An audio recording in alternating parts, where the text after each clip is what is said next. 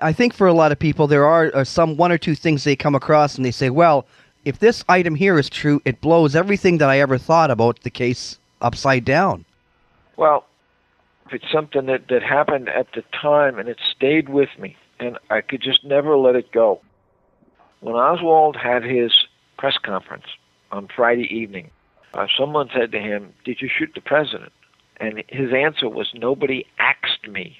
A-X-E-D. Nobody axed me about that. And I thought, how could you be that stupid to say something like that? No, it should have been, "Nobody has asked me that." And then the closer I got to it, and it didn't take long, it's just assumed that Oswald was fluent in Russian. I'm thinking, this guy wasn't fluent in English. And I took up the study of the Russian language, and I realized within about an hour of dealing with the Russian language that Lee Oswald could never have mastered the Russian language. And from there, I just kept going. You know, who is he? Who was Marina? And you find some just amazing things. Rachel Oswald, who's going to turn 50 years old, she was asked, "What do you think of your Uncle Robert Oswald?" And she said, "I've never met, spoken to, or seen Robert Oswald." And that blew me away. There was a challenge thrown down to Robert Oswald. Give us a DNA sample, because we want to match it up, Lee Oswald's two daughters. And he wouldn't do it. And he could have destroyed many, many years of several people's research simply by giving that sample, just by putting it on the block and saying, "Here it is," but he refused to do it. And that's telling. There were numerous instances, more than you can count, where Oswald is somewhere where he couldn't have been. The Warren Commission published, among other unnecessary items, Oswald's report cards. And in one instance, they published his report card from the fall, I believe it was 1953, when he was a student in a middle school, junior high in New York City. They also published, a few pages later, his report card from a school in Louisiana at the same time. So you got Lee Oswald, student in Louisiana, present most of the time, 65 days. Lee Oswald, student in the Bronx, same semester, same year, present 67 days. His passport applications, night and day different. The first time he applied for a passport, his mother was a certain age, his father was a certain age. When he applied the second time, his mother got much older, his father got much younger. And he spelled his mother's name wrong, which was one of those things that just, it was like fingernails on a blackboard. His spelling is horrendous in the English language, but in Russian, his spelling is perfect. And I defy anybody that has a background in linguistics to tell me how that happens. And as a corollary to that, the Warren Commission was concerned. You know, how could this guy's spelling be as bad as it was? Because he had a tendency to squeeze words together. If he tried to spell a 12-letter word, he'd spell it in 8 letters.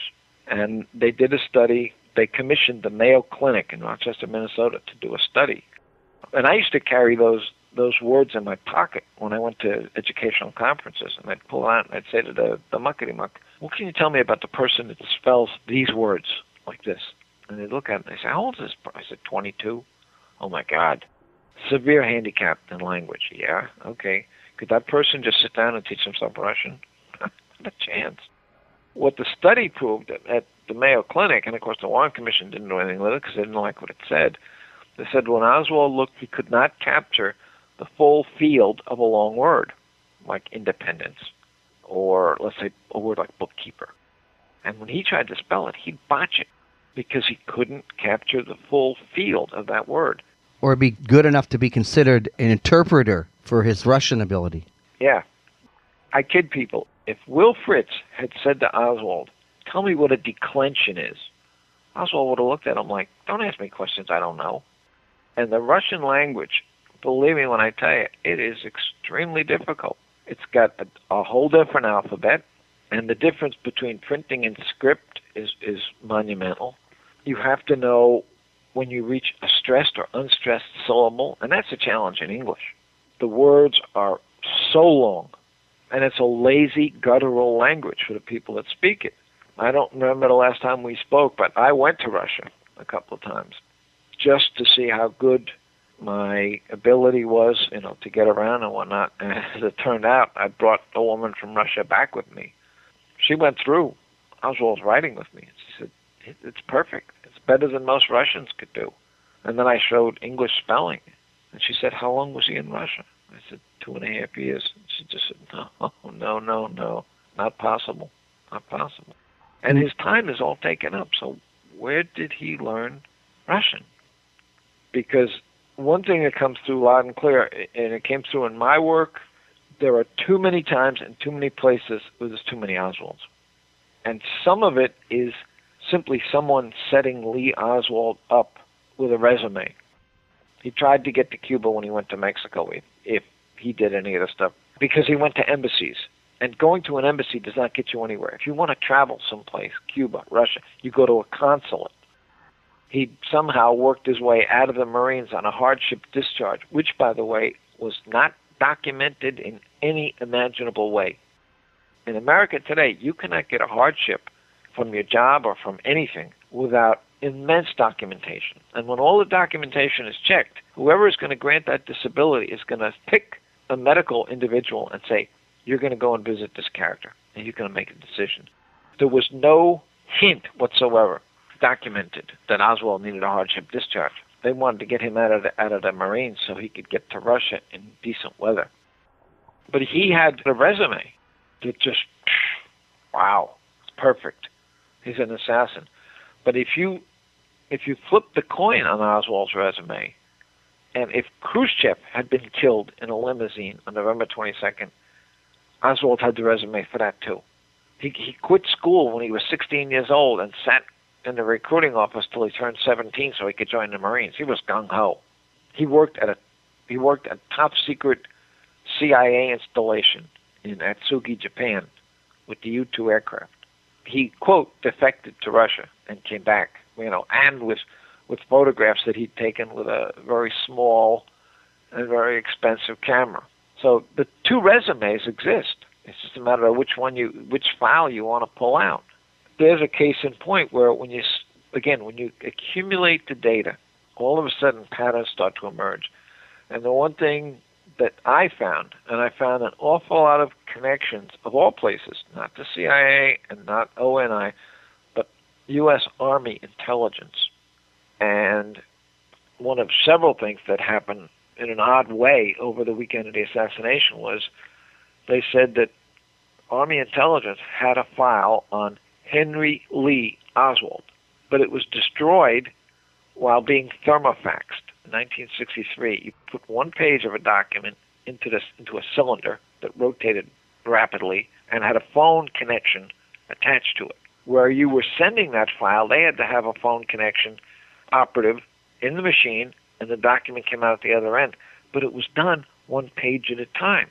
So to say the file was destroyed by being thermofaxed, it meant they burned up one sheet of paper after another. And that doesn't happen that way. If you start one file, you're not going to start a second one. And going back to his Russian ability, there's a document in the Warren Commission files. It's dated January 1961, that was before he married Marina. It's a letter from someone in Russia named Ernest Tidovets, who was a friend of Oswald's in Russia, and the letter was sent to Texas. So obviously it's not 1961. The Warren Commission fudged it. And the reasons for that become apparent as you get into it. It's a 2-page letter. The first page and a half are in Russian, and they're to Marina. The final half page is to Alec, and it's in English, explaining what was written to Marina in Russian. And it mentioned, your baby's going to be a year old soon. Now, the first child was born February 15th of 62. So this January letter would be January of 63. But if a Russian friend of Oswald's is writing to Marina in Russian and to Lee in English and explaining what the Russian says, that tells us a whole lot about Oswald's Russian ability. Another thing I discovered, when you overlay the U-2 aircraft, which Oswald had something to do with in Japan, but he couldn't help the Russians shoot the thing down unless he could develop a missile system that would go high enough to shoot it down. Oh, let me ask you a question. kind of factory did Oswald work in when he was in Minsk? Do you remember? Radio factory. Yeah, and it's generic. It's just like in Stalingrad when the Nazis and the Russians fought over the tractor factory. This was the radio factory. But oddly enough, there were too many coincidences to call them coincidences. That factory also produced experimental radar. And Oswald had been a radar operator in the Marine Corps.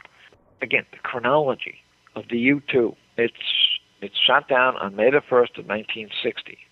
Very soon thereafter, Oswald joins the hunting club at the radio factory, which allows him to purchase a shotgun, not a rifle.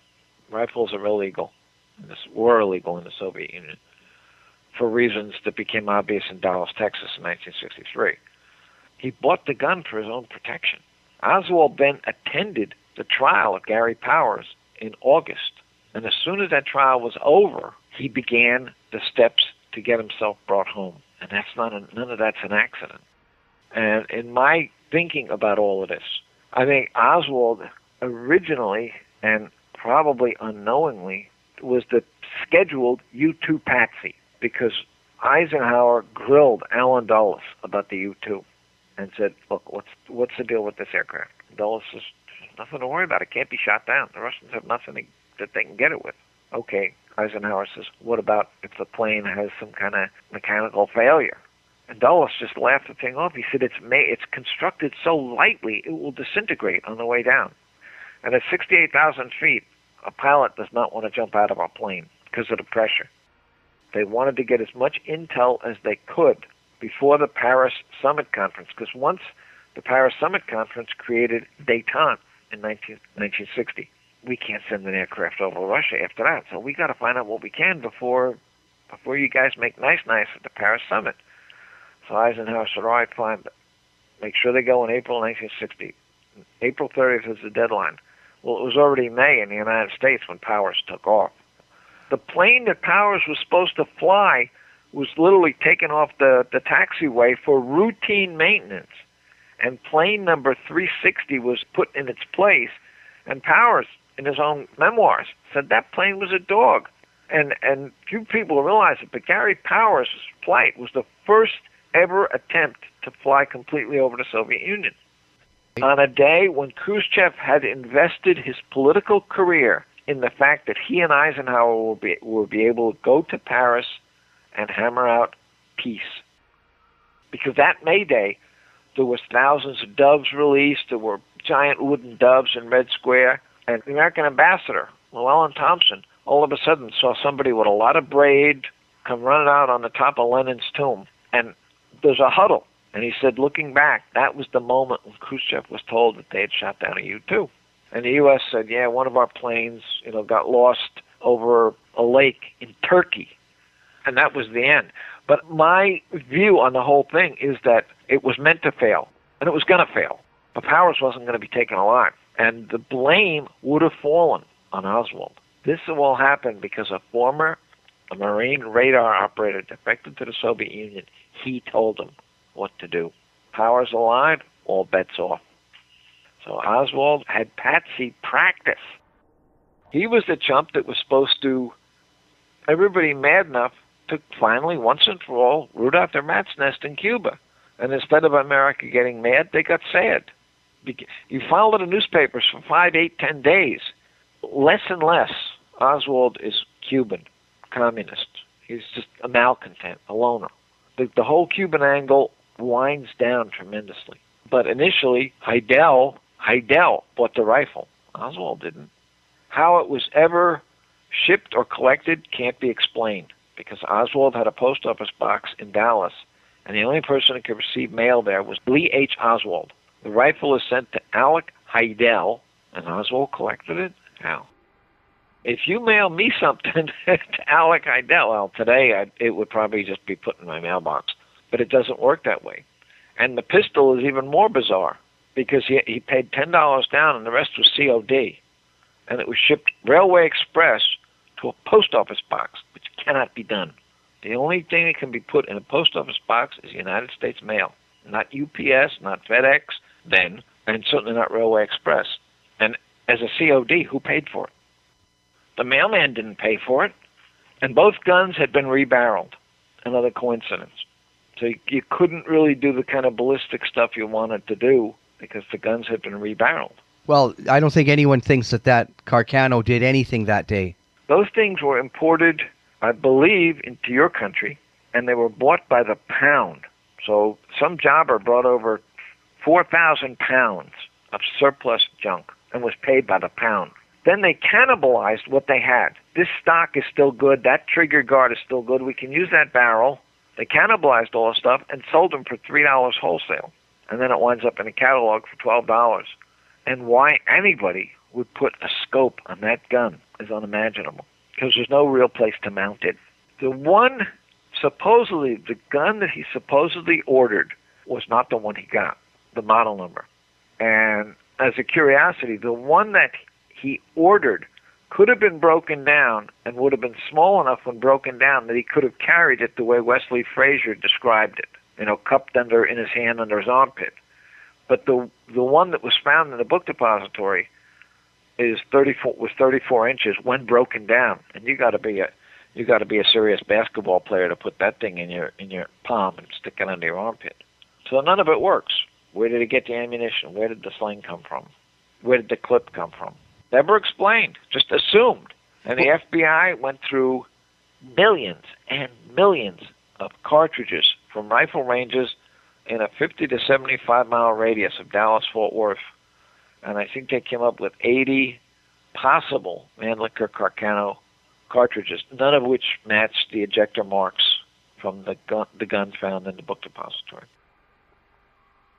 And there are some things that are absolutely fudged with regard to Jack Ruby. They published the Secret Service records of Jack L. Ruby up until 1943, because once he went in the service, the Selective Service has nothing to do with you anymore, the draft board. Once you're in the Army, they're done with you. So they've got the complete Selective Service records of Jack L. Ruby up to 1943.